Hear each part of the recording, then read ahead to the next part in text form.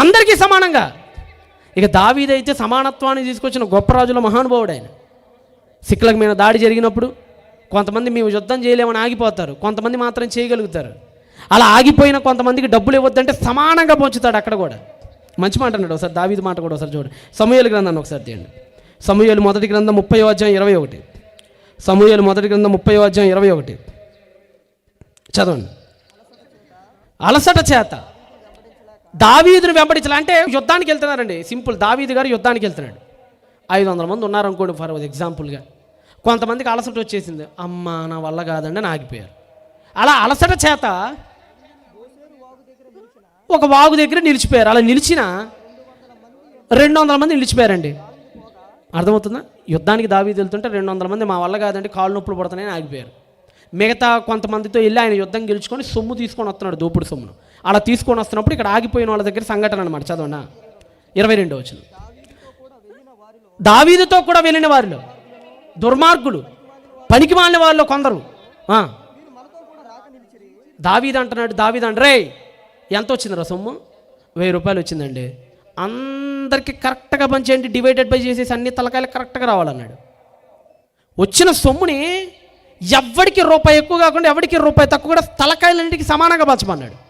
అప్పుడు వాళ్ళలో కొందరు ఏమన్నారంటే, చదవనా, వీరు మనతో కూడా రాలేదు, కాళ్ళు నొప్పులు వచ్చి నేను ఆగిపోయారు కదండి వీళ్ళందరూ. కాళ్ళు నొప్పులు, నడువు నొప్పులు అని వంకలు చెప్పి సాకులు చెప్పి ఆ వాగు దగ్గర ఆగిపోయారు కదా, శుభ్రంగా పడుకున్నారు కదా, మనం కదా వెళ్ళి ఫైట్ చేసి సొమ్ము తీసుకొచ్చింది, వాళ్ళకట్టిస్తాం మనం సమానంగా అన్నారు వాళ్ళు. అప్పుడు దావీదు ఏమంటున్నాడు చదవండి.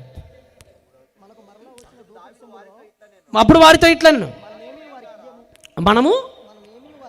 మనం ఏమీ వారికి ఇయ్యకము, తమ భార్యా పిల్లలను వాళ్ళు తీసుకుంటే చాలన్నారు. ఆ పక్కన ఉన్నోళ్ళు వాళ్ళకి ఏం డబ్బులు ఇవ్వద్దు, భార్యా పిల్లల్ని ఇచ్చేయమన్నారు. నెక్స్ట్ 23. అందుకు దావీదు, నా సహోదరులారా, దేవుడు రా అందరినీ సమానంగా. నిన్నటి నుంచి అన్నగారి మాటలు వింటున్నారు కదండి. నిన్నటి నుంచి అన్నగారు ఇదేగా చెప్తారు, అందరూ సమానం, ఎవడు ఎక్కువ కాదు ఎవడు తక్కువ కాదు, క్రైస్తవులు కొమ్ములేమి లేవు, అన్యులకేమి ఒక అవయవం తక్కువేం లేదు, అందరూ సమానమే. దావీదు అదే చెప్తున్నాడు. ఒరే యెహోవా దేవుడు మీకు ఏం అర్థమయ్యాడురా, బైబిల్ మీకు ఏం అర్థమైందిరా, వాళ్ళని తిడుతున్నాడు. ఏమర్థమైందిరా మీకు దేవుడు? యెహోవా దేవుడు చదవండి, మనలను కాపాడి మన ఎద్దకు వచ్చిన ఈ దండును మనకు అప్పగించాడు కదా. దాని విషయంలో ఇలా చేయకూడదురా, తప్పురా. రే అట్లా వాళ్ళు ఆగిపోయారని వాళ్ళకి ఆపటం, మనం రూపాయి ఎక్కువ తీసుకోవడం తప్పురా, సమానంగా పంచుకుందాంరా. ఇంకా మీరు చెప్పింది ఎవరు ఒప్పుకుందరు? యుద్ధమునకు పోవు వాని భాగం ఎంతో, సామాన్ల యుద్ధ నిలిచిన వాని భాగము అంతే.